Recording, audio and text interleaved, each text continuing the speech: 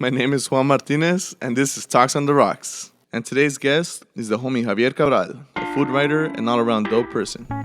First, we motto a little mango, which represents the street vendors. Like any good ceviche, a little bit of lime juice. Next, the mango Guajillo Shrub, which is a very interesting ingredient. A little mezcal because he loves his Mexican food.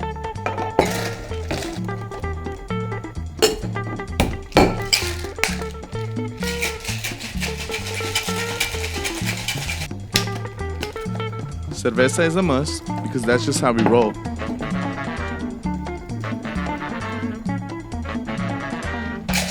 Today's cocktail is From the Barrio, very hood on the outside and very elegant on the inside because I'm a fancy ass Oaxacan.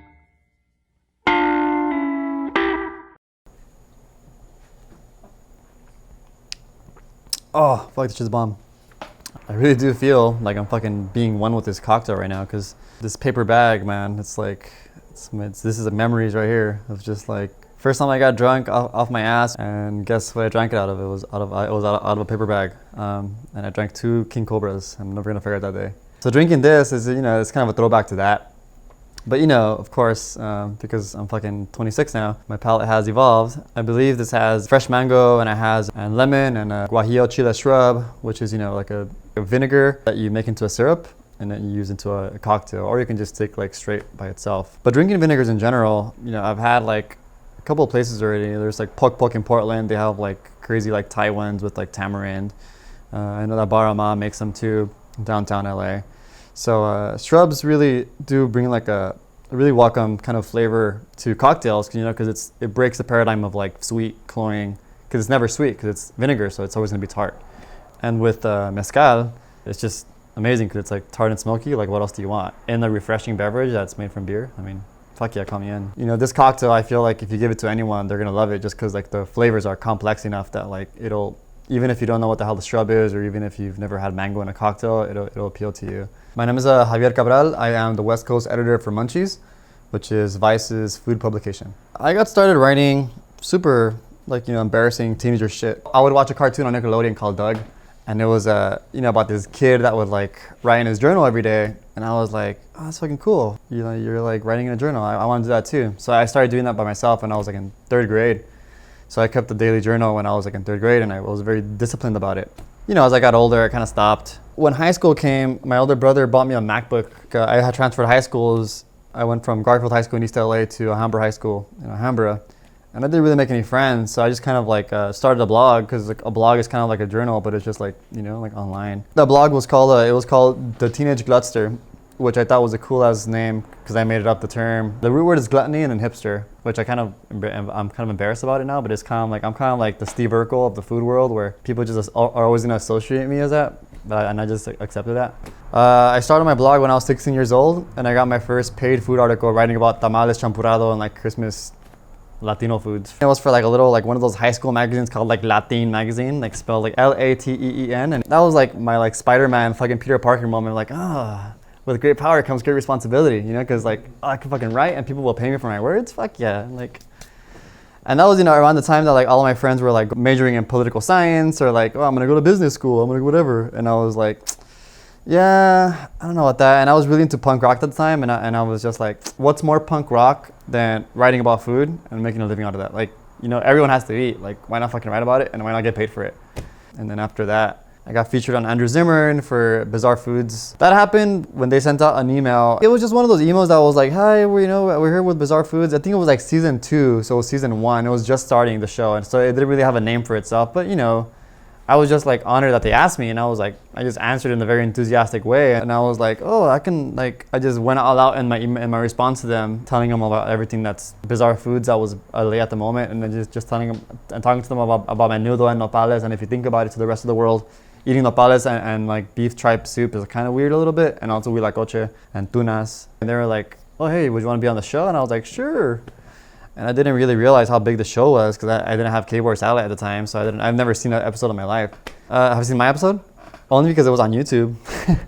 That was, I think, like the turning point, because like after that I started like getting a bunch of writing jobs, writing about food and alcohol. My first big gig was when I turned 21. It was a cover story for this magazine in New York. I somehow got into this magazine called Saveur Magazine, and it was a cover story called Mexico Feeds Me. That was like a turning point in my life. You know, my parents at the time were like, they wanted me to go to school and like be a lawyer, be a doctor, be something like that's like tangible, like income. But I was like, nah, I don't want to do that. And so through this publication, they sent my mom and me out to Zacatecas for free. Like they just shipped me out, and I was like, fuck yeah. But I feel like my whole life, my whole career has been like one lucky ass event after another. This one was I did some stories for the CRA, which is the City Redevelopment Agency, back in the day, and one of the persons that was there knew the editor-in-chief of Saveur Magazine, and he was like, oh, you should give him a call. And I was so fucking nervous that it took me 8 months to call him. But then I called him one day, and then he was cool ass dude, and I drove him around in my dad's like 96 fucking 6-shift Saturn around LA. Like, you know, this is back in like the day when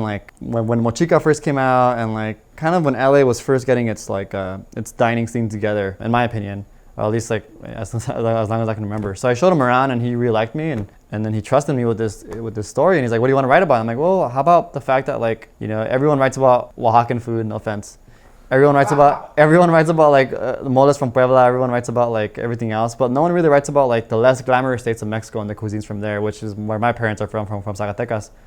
So I pitched it, and you know, and I pitched some recipes that we had. You know, I grew up eating, you know, like verdolagas, which is like purslane stewed up with tomato and garlic, and like pork neck, which is another guisado, like fava beans, like habas. You know, all these like foods that are like really special and really like kind of, if you think about it, like very cool in like a foodie kind of sense, and like, oh shit, like you eat like Mexicans eat fava beans too? Yeah, we do. I did like a 1,600 word story and like made like 14 recipes for them, and then that I didn't know until the day it came out, but it was a cover story, and like it was like the secrets to Mexican cooking revealed. I didn't think of it as a big deal. I just remember I was sleeping one morning, and like I got text from like fucking an insane amount of people. I think I got like 50 texts that morning. It was like, oh, congrats.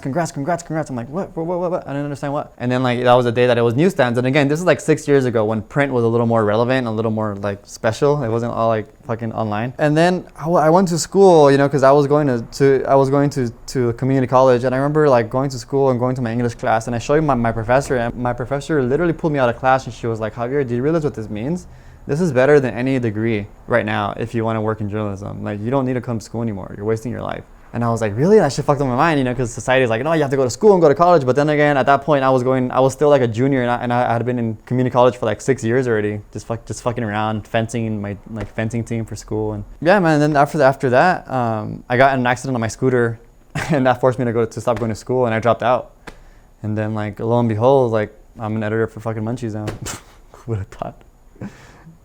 So if you like this story, your ass better subscribe and click on this button in here, because Fernando's the man, and fucking he's putting down some cool ass work. So cheers.